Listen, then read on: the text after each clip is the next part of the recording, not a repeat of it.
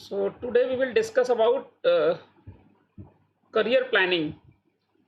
So career planning, as you all are aware about it, that right from your senior secondary, certification, you people are very much concerned about your career, and not only you, rather your family, your parents, and everybody who is looking at you or who has invested maybe directly or indirectly.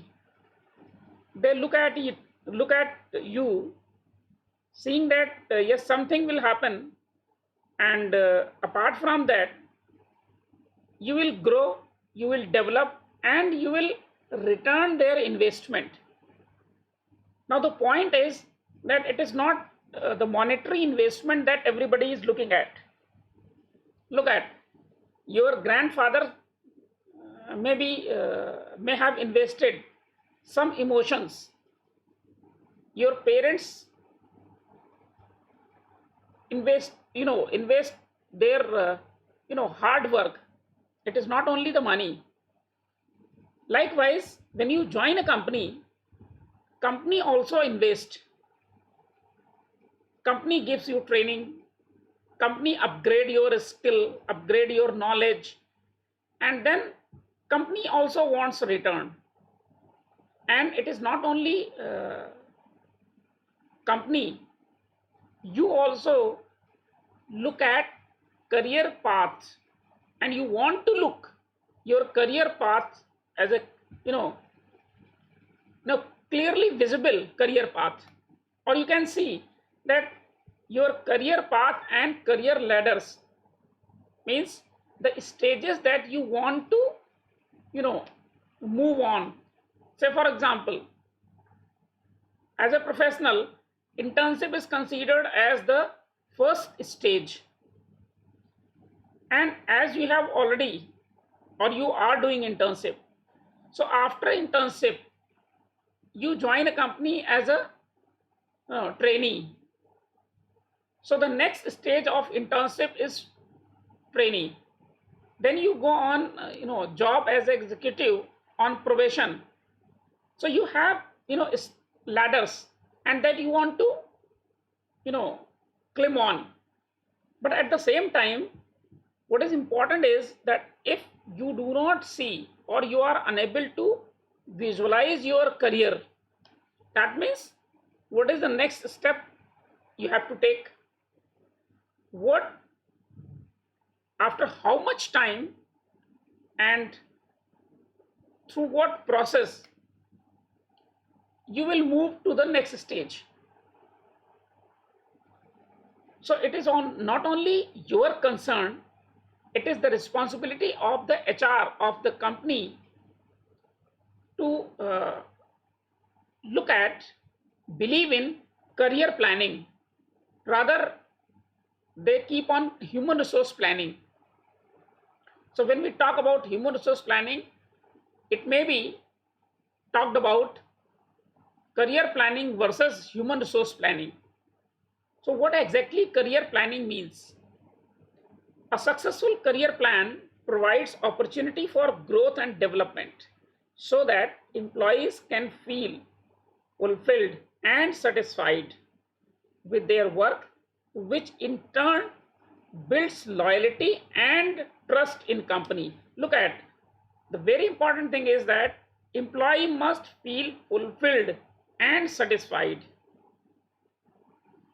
If you see that your career path is visible to you, your career ladder is visible to you, and you are moving accordingly, then you will be satisfied with the work.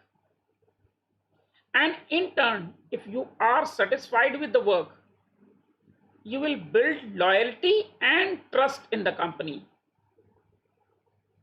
And this loyalty and trust will result into productivity. So the very important thing that comes is that if an employee thinks that employee will be having a fair, transparent promotion system, fair, transparent, fair work culture, and if employees see that their seniors have got their career path achieved or career objectives or aspirations fulfilled, then they will develop the belief. So the very important thing is that it is not only the responsibility of the employee or individual to make career planning, rather than the company must look into this aspect of career planning of their employees. Because if company believes in career planning of employees, it inbuilt, it includes human resource planning. If you can develop loyal people to the system, to the business, to the company, then you can develop, business empire, the corporate sector segment. This is some of the data that I have taken from LinkedIn survey, which indicates that why people leave or change job. So once you understand, you will find most of the time it is the organization which is responsible for leave or change in job.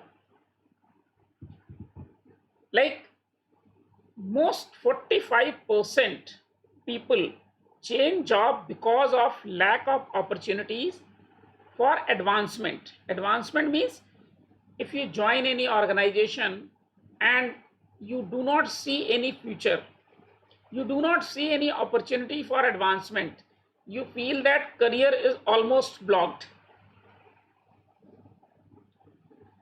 then you will change job sooner or later. And this is the highest, pointed out reason of change in job.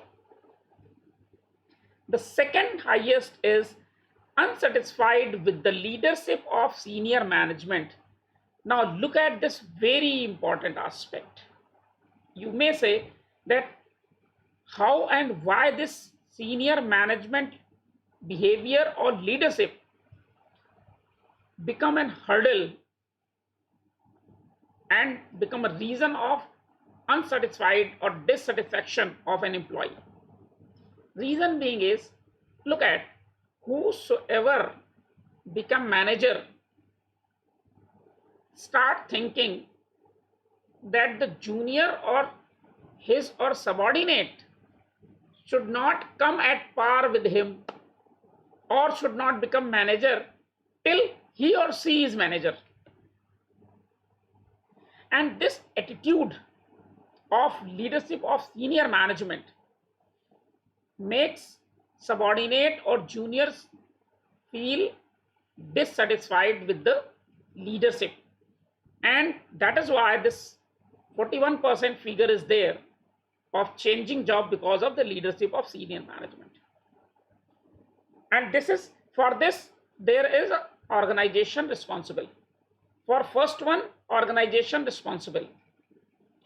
For third one, unsatisfied with the work environmental culture. So if you join any company and you don't find any conducive environment, work culture, everybody is busy in looking and moving behind the bosses, and nobody is taking care of work. So instead of work culture, there may be a boss culture. So 36% people have changed the job because of this culture, work culture, and obviously organization is responsible for that. 36% want challenging work which they are not getting into present or existing company, so they change the. 34% people says that they are unsatisfied with the compensation or benefit, and very close to this is recognition of contribution, 32%.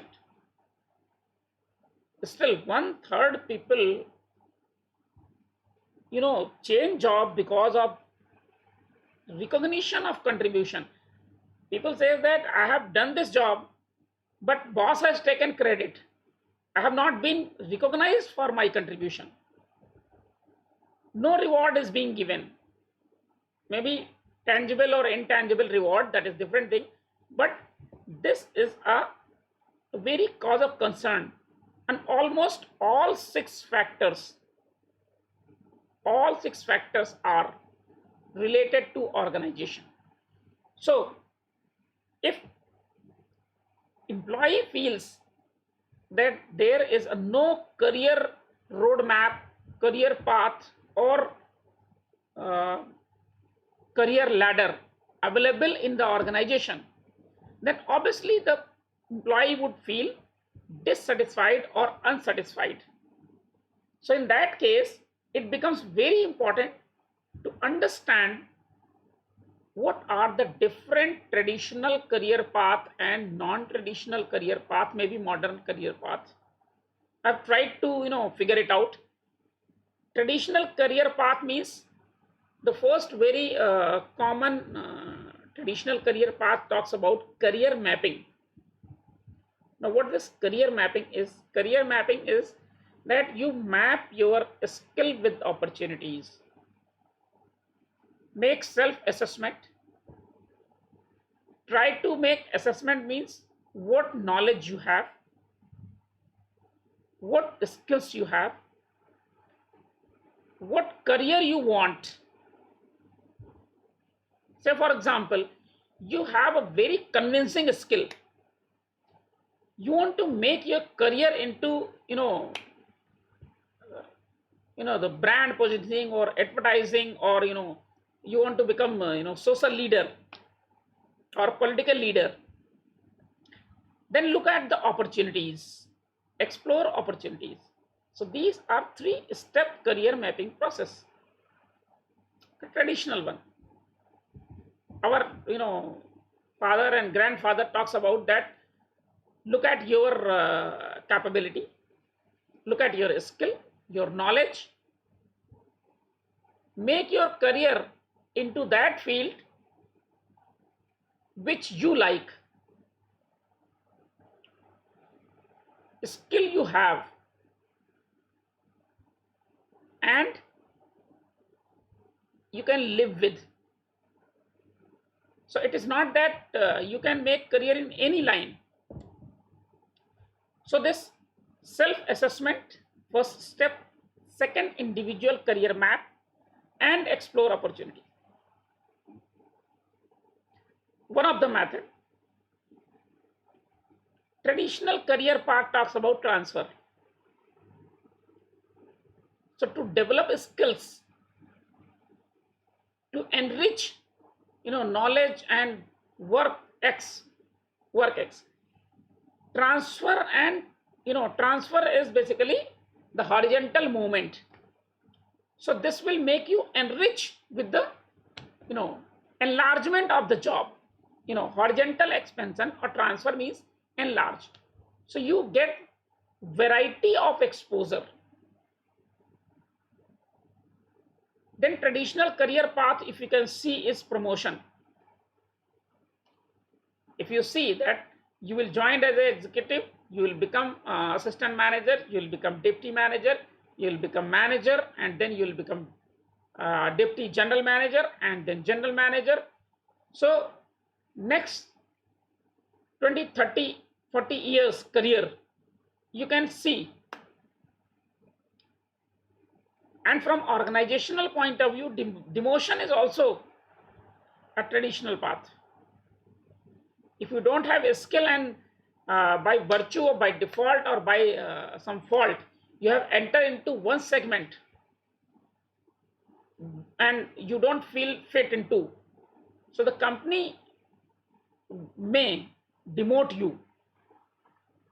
Demotion may be direct vertical degradation, or demotion may be the cutting the powers and position and the work. So maybe in any form. And career path, obviously separation is the last stage of career path. When you say that you have become GM, now after GM, you know that company will superannuate you, retire you, and company will give you these facilities. Like in government, you know that after separation you get pension and you get fund, and then you get the medical facilities free and all. So this path is visible to you. Non-traditional career path, you can understand that yes, there are job redesign. So job redesign means your job activities, job description, that is being redesigned, and it gives you newer challenges, newer aspects, knowledge application, skill enhancement opportunities. Second non-traditional career path method is job rotation. It is just like transfer. So you keep on rotating after a fixed duration. Transfer is one thing.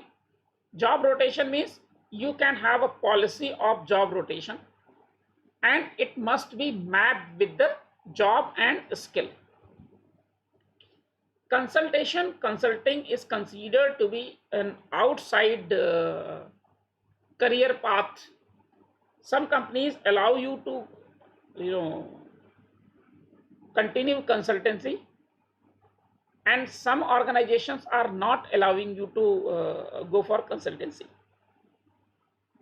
So those companies which allows you, organizations which allows you for consultancy, that helps individual people to grow, individual people to develop. And this non-traditional, we talk about assignment. You may find it very different in this category, but I believe that assignment means you are given new assignment, new project, or new system. Say for example, recently we talked about, if HBTU is having their university campus in Kanpur,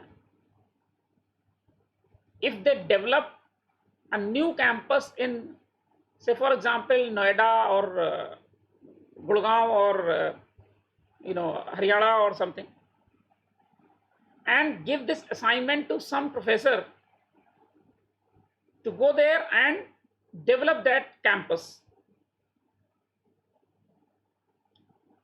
So this is non-traditional career path which enrich you with this new challenging assignment. So it is not, you may feel that you are promoted. Sometimes you may say that you are still professor and earlier you were professor. So it is not promotion, but in other way, it is a new challenge that you get, and you take this assignment and try to achieve your newer aspirations. In career planning, aspiration terminology is very important to understand. Look at career planning process that usually people must understand. It is not only the people, basically the HR department or the companies must understand, because when they are planning human resource, they must take care of this career planning, people career planning also. First stage which I talked about is that identify individual need and aspirations. I believe that these aspirations are very important. I aspire to become the Prime Minister of India, or I aspire to become President, or I aspire to become Ambassador of United Nations, or I aspire to become Governor, or become Judge, or become, you must identify the individual need and aspirations. Someone says that I want to become Bollywood actor. Someone might be aspiring to become artist, scientist, engineer. or you may say that you want to become general manager of a company. So if someone enters into your company as a executive and aspiration of that person is to become general manager, and if company is unaware about this aspiration, then this is not good for the company. Company must identify the aspirations of each and every employee who is joining the organization and individual need. Say for example, many a time you might have observed in movies that you know, the need of an employee which was tracked down and fulfilled in a very odd situation, and people become loyal for life. So thing is that you identify need at such a crucial point, early stage, or aspirations. A person aspires to become something, and then analyze career opportunities. Say for example, I want to become member of parliament. This may be my aspiration, but career opportunities available, that is also very important.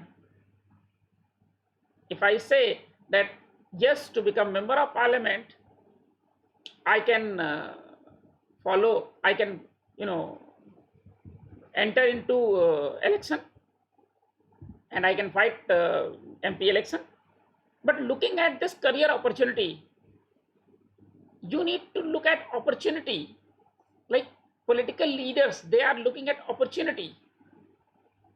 So if your aspirations and opportunities, they are matched, they are aligned, the third step is organization must align the need and aspirations with the available opportunities in the organization, so that employee gets need fulfilled and organization get opportunity exploited. Now for this alignment, this need opportunity alignment, you go for action plan and periodic review. If you are aligning need with opportunity and trying to match aspiration with opportunity, someone says that I am an employee of this particular company, but I also aspire to become artist. So company can utilize this talent of employee artist and says that okay, design something, some new advertisement copy for the company or for the new product or for the new promotion. So this way aspiration can be utilized and employee can be given opportunity, and company can align this need and opportunity. And then to make this alignment, you prepare action plan, and your periodic review is very important for this. How many people who have got their favorite or favorable or aspired track or path? If yes, then you need to look at that to what extent they are very close to their aspiration. Now ways to guide people or help people to or employees to make their career planning. So from HR point of view, it is important to develop a fair, transparent and effective promotion model. Promotion, transfer, demotion. That means fair, transparent treatment, equal treatment to every employee. So this system, that means HR policy. HR policy should be very strong. Create a culture of learning so that people can go for, or rather continuous learning. Encourage for newer challenges, newer jobs, newer projects, newer assignments. Encourage every employee for newer challenge or newer assignments. And the very important aspect is connect them with mentors. Mentors means guide, who can help them, who can show their aspired path, career path, who can show them if you do this thing, you will get this. If you will do this thing, you will achieve this. And ask every employee to plan and print their career planning every after a time period. Say, for example, one employee joined in 2022. So you ask employee to plan and just chalk down and get a print of the career planning that yes, I want after 5 years, I want to this, I want to become this, after 10 years, I want to become this, after 15 years, I want to become this. And then after 5 years or 3 years or 4 years, again you ask same employee to plan and print and then review the previous plan, career plan. Ask them to plan means career plan and get a print. This is a very practical thing. Today you plan, keep that paper into your drawer. After 4 or 5 years, take that piece of paper, look at it, review it, again plan it, again keep it. So the process, the continuous process keeps on going, and this will help you to strengthen your career plan. I say pen down your career path and then look at after some time what was your aspiration, what was your career vision, and this way your vision would become stronger and stronger. Not only stronger, rather vision would become clear. So this is all about that. I was interested to discuss with you on career planning. The points which we discussed in this session related to transfer, promotion, demotion, separation, that we will cover in coming lectures.